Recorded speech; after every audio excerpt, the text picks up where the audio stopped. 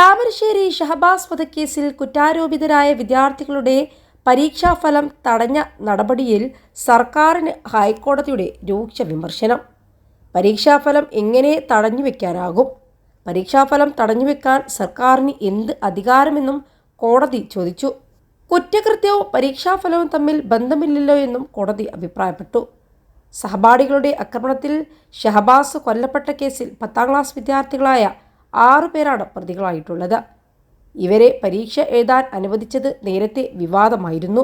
തുടർന്ന് പരീക്ഷ എഴുതിയെങ്കിലും ഇവരുടെ ഫലം സർക്കാർ തടഞ്ഞുവെച്ചിരുന്നു. ഈ നടപടിയാണ് ഹൈക്കോടതി ചോദ്യം ചെയ്തത്. കുറ്റകൃത്യം നടന്നാൽ കോടതിയിലാണ് നടപടികൾ പൂർത്തിയാകേണ്ടത്. അല്ലാതെ പരീക്ഷാഫലം തടഞ്ഞുവെക്കുന്നതിൻ്റെ യുക്തി എന്താണ്? പ്രതികളായ 4 വിദ്യാർത്ഥികളുടെ പരീക്ഷാഫലം പ്രസിദ്ധീകരിക്കണമെന്ന് ബാലാവകാശ കമ്മീഷൻ നിർദ്ദേശിച്ചിരുന്നു. അത്തരമൊരു നിർദ്ദേശമുണ്ടായിട്ട് പോലും പരീക്ഷാഫലം സർക്കാർ തടഞ്ഞുവെച്ചത് എന്തിനാണെന്ന് കോടതി ചോദിച്ചു. 21 ലക്ഷത്തോളം സന്തുഷ്ടരായ ഉപഭോക്താക്കളും 2 ലക്ഷത്തോളം തിമിര ശസ്ത്രക്രിയകളും പൂർത്തിയാക്കിയ മലബാറിലെ ഏക കണ്ണാശുപത്രി Alsalama eye hospital, hospital road, Perinthalmanna.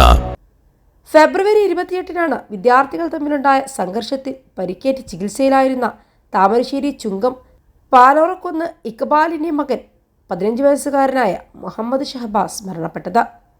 നഞ്ചക്ക് കൊണ്ടുള്ള അടിയേറ്റ് ഷഹബാസിൻ്റെ തലക്ക് ഗുരുതര പരിക്കേൽക്കുകയായിരുന്നു. കോഴിക്കോട് മെഡിക്കൽ കോളേജിൽ ചികിത്സയിലിരിക്കുമ്പോഴാണ് ഷഹബാസ് മരണപ്പെട്ടത്.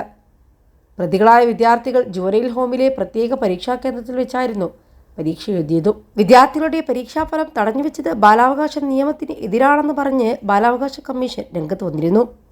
പരീക്ഷാഫലം തടഞ്ഞതും ഡീബാർ ചെയ്തതും നിയമവിരുദ്ധമാണെന്നും ബാലാവകാശ കമ്മീഷൻ ചൂണ്ടിക്കാട്ടി.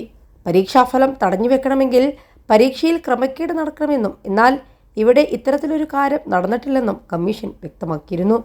വിദ്യാർത്ഥികൾ SLC പരീക്ഷ എഴുതിയത് വലിയ വിവാദമായി നിലനിന്നിരുന്നു. പരീക്ഷ എഴുതാൻ പറ്റിയ സമയങ്ങളിൽ കടുത്ത പ്രതിഷേധമായിരുന്നു ഉണ്ടായിരുന്നത്.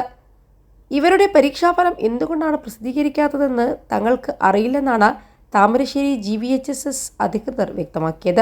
പരീക്ഷാഫലം തടഞ്ഞുവെച്ചതിന് സർക്കാരിന് എന്ത് നിയമപരമായ വിശദീകരണമാണ് പറയാനുള്ളതെന്ന് കോടതി ആരാഞ്ഞു.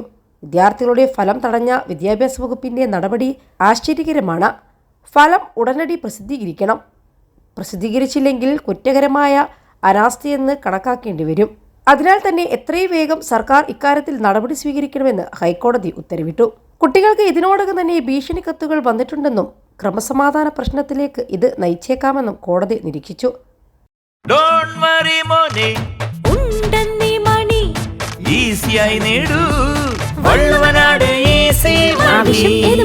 പണം ഞങ്ങൾ തരും.